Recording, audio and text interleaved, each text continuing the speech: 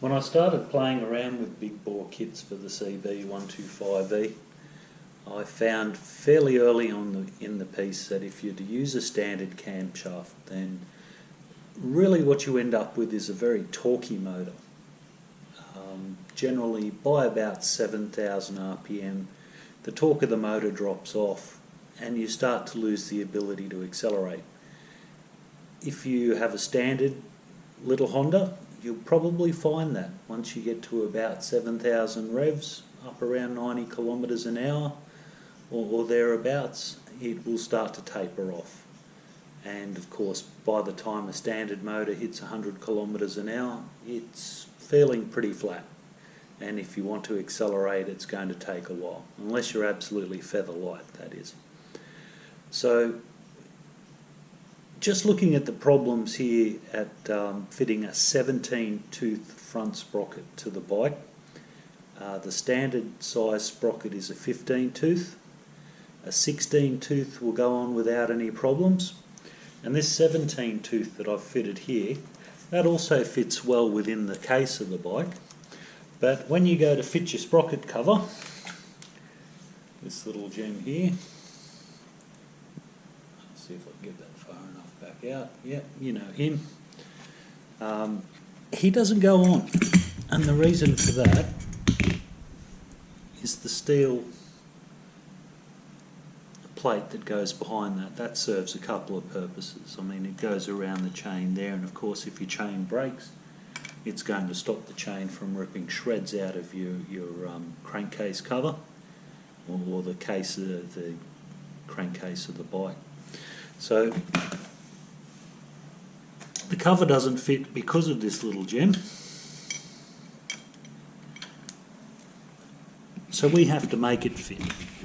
And that's the thing, is when you start modifying bikes or anything, cars, trucks, tractors, sometimes you just got to make it fit. And this is actually pretty easy. So what I'm doing here is I'm just screwing those bolts on as a guide.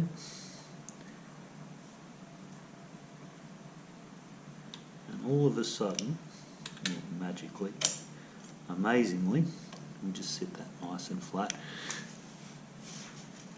we can now see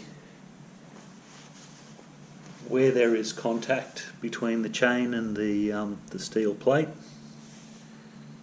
and where we need to remove material.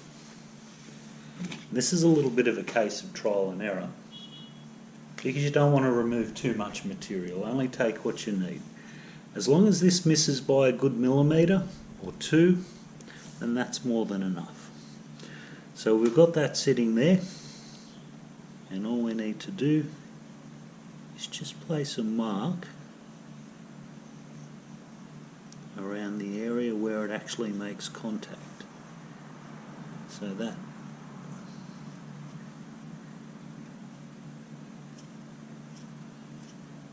would be a good start.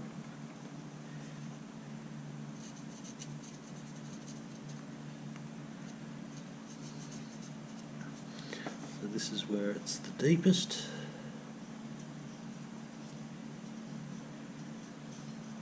And that just gives us an idea of where we're going to cut.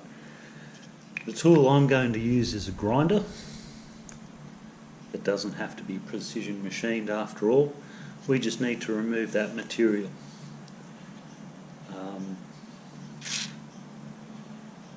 If you're not familiar with grinding tools and that sort of thing, try and find somebody who does know how to use one and has used one before. Children will need parents' permission, etc. The thing is that a grinder is a fast spinning disc, and if it comes into contact with any part of your body, it can chop you up pretty good, and also it spits out flying sparks. So it basically can do your eyesight some wonders as well. So we'll take that off. Now we know where to cut.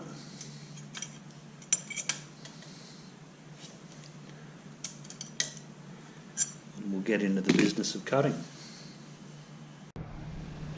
So I've set up the portable workbench, as you can see. Great Aussie icon, that one. And I've put a vise on top of it, of course. You don't want to hold this thing in your hand unless you can't avoid it. Now the tool I'm going to use is a grinder with a flap disc, and of course as you get older and you have children, the important question, do you have protection?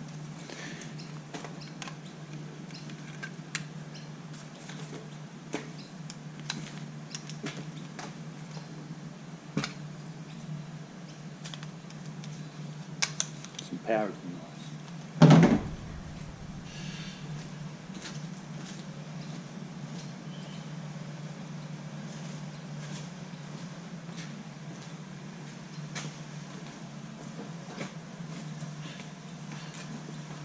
Try and direct the sparks will come off in that direction. Try and direct them away from here.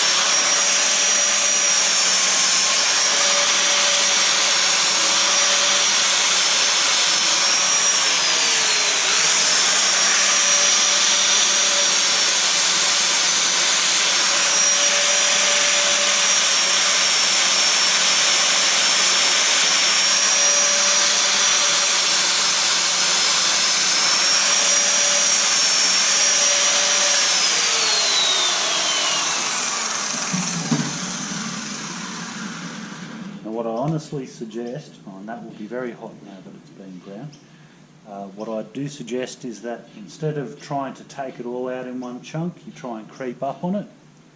So we've had a bit of a grind, not a bad one. What we should do now is go back, test fit it to the bike and see how it is. And then just keep creeping up on it, one little bit at a time, until it fits. So the first cut wasn't so bad, and we can see that it actually does fit over the sprocket now. So we're getting there. But when we look at it, there is actually still the potential for contact. But that's basically that plate now sitting exactly where it would go if it was tightened on. Probably our best bet would be to try and get clearance on those links in the chain before we mark it. We'll sort of bring it forward. So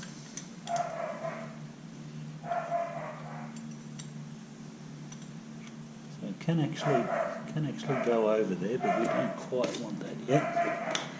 So we just repeat the process. Need to clear from there all the way around to about there. And I would say just 2 millimeters would do that pretty well. So we're back again for another trial fit. Tell you this thing is starting to get pretty warm to touch.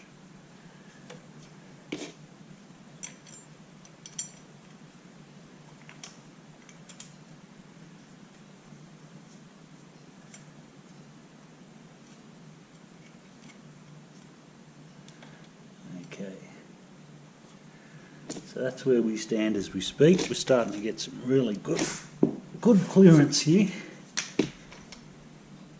that's acceptable. So I'm thinking from about there.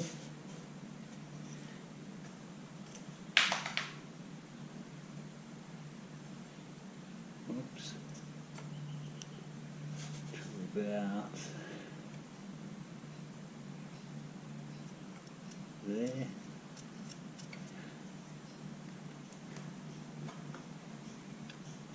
And of course I'm rotating it just to see how it looks.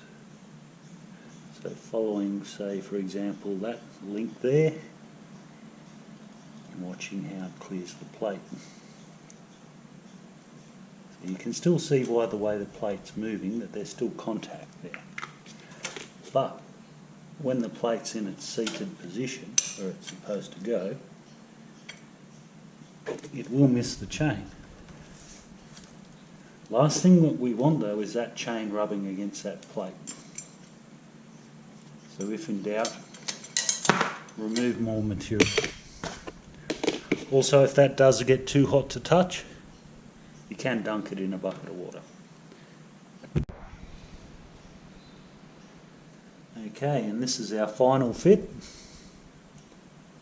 So we can see good clearance all the way around there now. And that's basically it. Pretty much. So, that's our modified item. Geez, I went a little bit crazy on that corner, didn't I? And that is the original. You can see we've had to remove a fair bit of material there. But it's all good fun. Now the important thing, of course,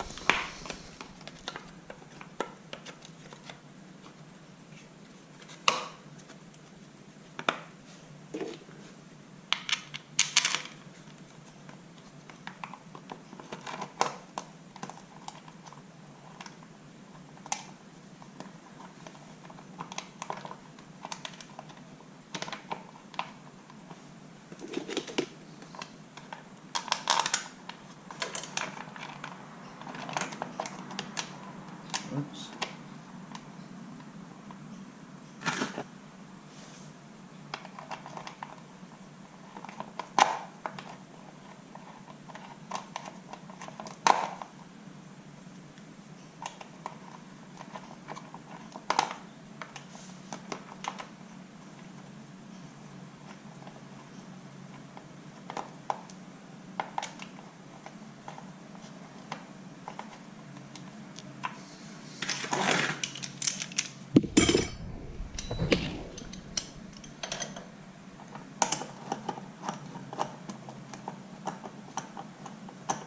Better.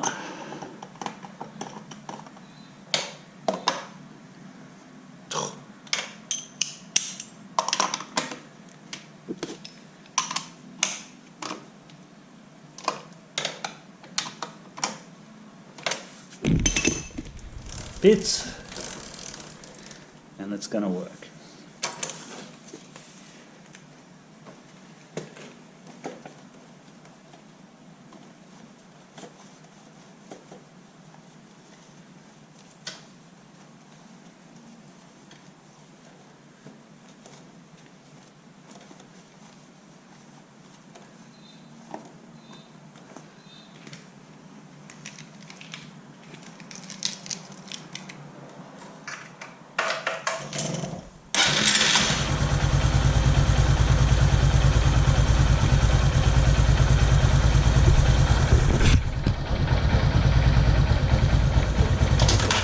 Oops.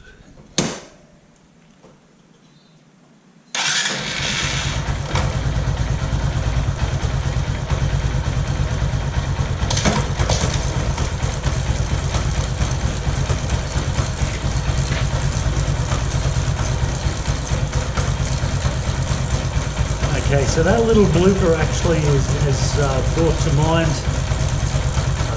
have something handy to know, an emergency stop. And there you go.